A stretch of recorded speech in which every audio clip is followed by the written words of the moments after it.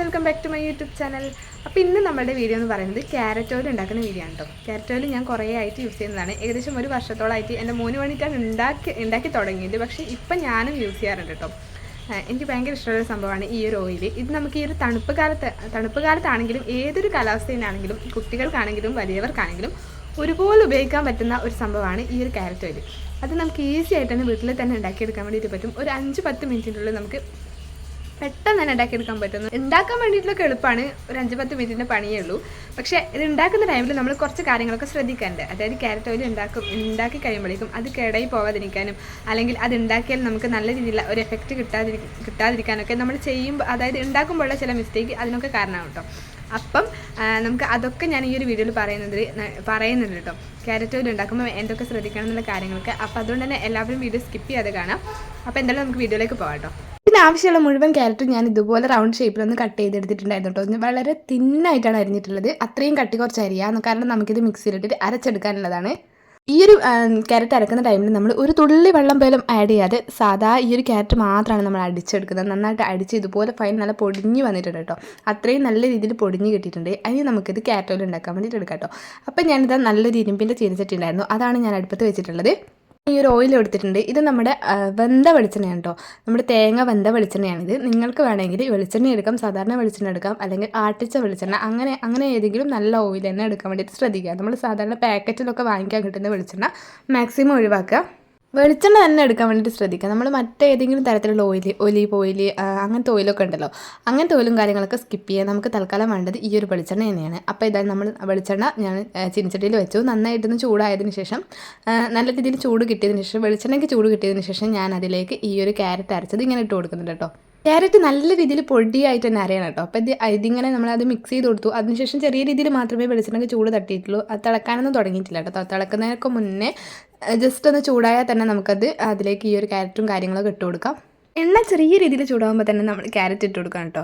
അപ്പോൾ ഇതാ ക്യാരറ്റ് നല്ല രീതിയിൽ ഇങ്ങനെ ജസ്റ്റ് ഇങ്ങനെ ഞാൻ ദീർഘിൽ വെച്ചിട്ട് ഇങ്ങനെ ജസ്റ്റ് ഇങ്ങനെ ഇളക്കി കൊടുക്കുന്നുണ്ട് കേട്ടോ. അതെന്തിനാണെന്ന് വെച്ചാൽ നമ്മൾ ഈ ഒരു സംഭവങ്ങളൊക്കെ ഇങ്ങനെ പറ്റിപ്പിടിച്ച് അങ്ങനെ പോകാതിരിക്കാനാണ്. അതുമാത്രമല്ല എല്ലാ ഭാഗത്തും ഒരുപോലെ ചൂടെത്തിയിട്ട് അതിൻ്റെ സത്ത് മുഴുവൻ നമ്മുടെ ഈ ഒരു എണ്ണയിലേക്ക് വരണം കേട്ടോ.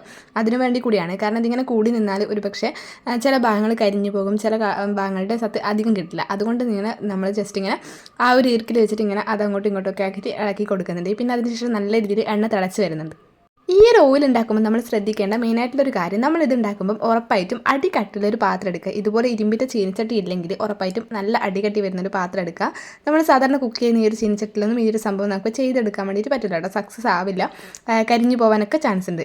ഈ ഒരു ക്യാരറ്റും കാര്യങ്ങളൊക്കെ കരിഞ്ഞു പോയിട്ട് ഓയിൽ നല്ല രീതിയിൽ നമുക്ക് കിട്ടില്ല. പിന്നെ നമ്മൾ ശ്രദ്ധിക്കേണ്ട രണ്ടാമതൊരു കാര്യം എന്താണെന്ന് വെച്ചാൽ, ഈ ഒരു ക്യാരറ്റ് ഉണ്ടല്ലോ, വെളിച്ചെണ്ണയിലേക്ക് ഇട്ട ക്യാരറ്റ് ഒരിക്കലും കരിഞ്ഞു പോകാൻ പാടില്ല. കരിഞ്ഞു പോയാൽ എണ്ണ ആകെ സ്പോയിലായി പോകും.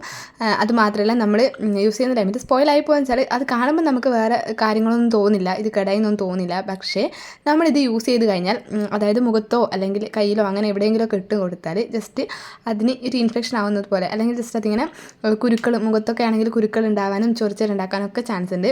നല്ല രീതിയിലുള്ള എഫക്റ്റ് കിട്ടില്ല. അതുകൊണ്ട് തന്നെ നമുക്ക് ഈ ഒരു ക്യാരറ്റ് വെന്ത് കഴിഞ്ഞാൽ തന്നെ നമുക്കിത് തീയൊക്കെ ഓഫ് ചെയ്ത് അത് കറക്റ്റ് ഇതായി കിട്ടണം കേട്ടോ. അല്ലാതെ നമ്മൾ കുറേ സമയത്ത് ഈ ഒരു അടുപ്പത്ത് വെച്ചാൽ ഒരുപക്ഷെ കരിഞ്ഞു പോകാൻ ചാൻസ് ഉണ്ട്. അപ്പോൾ ഇതെങ്ങനെ മനസ്സിലാവും ഇത് കരിയുന്നുണ്ടോ, നമുക്ക് നല്ല എണ്ണയിലാണോ കിട്ടുന്നതെന്നുള്ള കാര്യം? അതായത് നമ്മളിത് തിളച്ച് കഴിയുമ്പം ഇതിൻ്റെ കളറും കാര്യങ്ങളൊക്കെ, അതായത് ആ ഒരു ക്യാരറ്റിൻ്റെ കളറും കാര്യങ്ങളും ഇപ്പം മാറി തുടങ്ങിയിട്ടുണ്ട്. ഈ ഒരു കളറും കാര്യങ്ങളൊക്കെ മാറി തുടങ്ങുമ്പം അതിനൊരു നല്ലൊരു സ്മെല്ല് കിട്ടും. അതായത് നമ്മൾ ഉണ്ടാക്കുമ്പം നമ്മുടെ മൂക്കിലേക്ക് ഇങ്ങനെ നല്ലൊരു സ്മെല്ല് വരും. ആദ്യം നമുക്ക് എണ്ണേൻ്റെ സ്മെല്ല്, ക്യാരറ്റിൻ്റെ സ്മെല്ല് അതൊക്കെ ഉണ്ടാവും. പിന്നെ ഇത് രണ്ടും കൂടെ മിക്സ് ആയിട്ട് ജോയിൻ ആകുന്ന ടൈമിൽ നല്ലൊരു സ്മെല്ല് വരും. ആ ഒരു സ്മെല്ലിൽ നമുക്ക് മനസ്സിലാക്കാം നമ്മുടെ എണ്ണ ഇവിടെ റെഡി ആവുന്നുണ്ട്. അങ്ങനെ ആ ഒരു സ്മെല്ലോട് കൂടിയിട്ട് തന്നെ നമ്മളിത് അടുപ്പത്തുനിന്ന് വാങ്ങി വെക്കണം കേട്ടോ. അല്ലാതെ കരിയുന്നത് വരെ കാത്തു നിൽക്കരുത്. അപ്പോൾ ഈ ഒരു വേവായ സമയത്ത് ഞാനിത് ജസ്റ്റ് തീയൊക്കെ ഓഫ് ചെയ്തു. എന്നിട്ട് ഇത് ജസ്റ്റ് ഊറി കിട്ടാൻ വേണ്ടിയിട്ട് വെച്ചു കേട്ടോ. അതായത് എണ്ണ ഊറി മുകളിൽ വരണമല്ലോ. ഇതാണ് ഈ ഒരു എണ്ണയുടെ പാകം, ക്യാരറ്റ് ഓയിലിൻ്റെ പാകം ഇതാണ് കേട്ടോ. അപ്പോൾ ഇതിവിടെ റെഡി ആയിട്ടുണ്ട്. ഇനി നമുക്കിത് സ്റ്റെയിൻ ചെയ്തിട്ട് ഒരു അരിപ്പയിൽ നിന്ന് നമുക്ക് നമ്മുടെ ഇഷ്ടമുള്ള ബോട്ടിലേക്ക് മാറ്റാൻ വേണ്ടിയിട്ട് പറ്റും കേട്ടോ. അപ്പം ഞാനിത് ആദ്യം തന്നെ ഒരു പാത്രത്തിലേക്ക് മാറ്റിയിട്ട് പിന്നെ ഞാൻ ആ ഒരു ബോട്ടിലേക്ക് മാറ്റാമെന്ന് വിചാരിച്ചിട്ടോ. മുഴുവനായിട്ട് നമ്മൾ ഈ ഒരു അരിപ്പയിലേക്ക് ഇട്ട് കൊടുത്തിട്ടുണ്ട്. പിന്നെ അതിൻ്റെ സത്ത് മുഴുവനായിട്ട് ഊറ്റി കിട്ടാൻ വേണ്ടിയിട്ട് നമ്മളിത് സ്പൂൺ വെച്ചിട്ട് ആ ഒരു ക്യാരറ്റിന് ഇതിവിടെ നമ്മളിങ്ങനെ ജസ്റ്റ് ഇങ്ങനെ ഇതുപോലെ ഒന്ന് പ്രസ് ചെയ്ത് കൊടുക്കുമ്പോൾ നമുക്ക് ഓയിലിങ്ങനെ താനെ ആ ഒരു പാത്രത്തിലേക്ക് അങ്ങ് വീണോളൂ കേട്ടോ. എത്ര ഇതിങ്ങനെ ഊറ്റിയെടുത്ത് കഴിഞ്ഞാലും ലാസ്റ്റ് ആ ഒരു ക്യാരറ്റിൽ എന്തായാലും ഓയിൽ കുറച്ചൊക്കെ ബാക്കിയുണ്ടാവും. അപ്പോൾ അത് നമുക്കൊരു 1-2 ദിവസമൊക്കെ ഫ്രിഡ്ജിൽ വെച്ചിട്ട് ചെറിയ രീതിയിൽ തണുപ്പുള്ള രീതിയിൽ ഫ്രിഡ്ജിലൊക്കെ വെച്ചിട്ട് അതായത് നമുക്ക് ശരീരത്തിലും മുഖത്തും എവിടെ വേണമെങ്കിലും പുരട്ടാക്കാനൊക്കെ സാധിക്കും കേട്ടോ. 3-4 ദിവസത്തിൽ കൂടുതൽ ഇതിലെന്തായാലും നല്ല രീതിയിൽ നിൽക്കില്ല. പക്ഷേ എങ്കിൽ ഓയിൽ നമുക്ക് എത്ര ദിവസം വേണം, അതായത് ഒരു 3-4 മാസമൊക്കെ നമുക്ക് ജസ്റ്റ് കുപ്പിയിൽ സൂക്ഷിക്കാൻ വേണ്ടിയിട്ട് പറ്റും കേട്ടോ.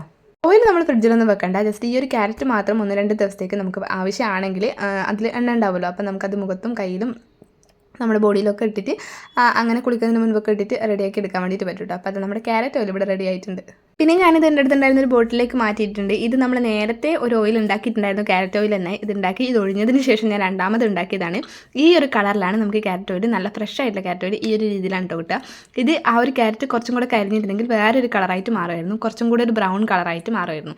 ഇത് നമുക്ക് നല്ല പെർഫെക്റ്റ് ആയിട്ട് കിട്ടിയതുകൊണ്ടാണ് ഈ ഒരു രീതിയിൽ നമുക്കിത് നല്ല ഓയിൽ തന്നെ കിട്ടിയിട്ടുണ്ട്. ഈ ഒരു തണുപ്പ് കാലമൊക്കെ ആണെങ്കിൽ ഭയങ്കര എഫക്റ്റീവ് ആയിരിക്കും, കുട്ടികൾക്കും വലിയവർക്കും ഒരുപോലെ യൂസ് ചെയ്യാൻ പറ്റും. ഒരു സൈഡ് എഫക്റ്റ് ഇല്ലാത്തൊരു സംഭവമാണ്, നമ്മൾ വീട്ടിൽ തന്നെ ഉണ്ടാക്കിയതാണല്ലോ. അപ്പോൾ എല്ലാവരും ട്രൈ ചെയ്ത് നോക്കുക, യൂസ് ചെയ്ത് നോക്കുക. അപ്പോൾ ടാറ്റാ.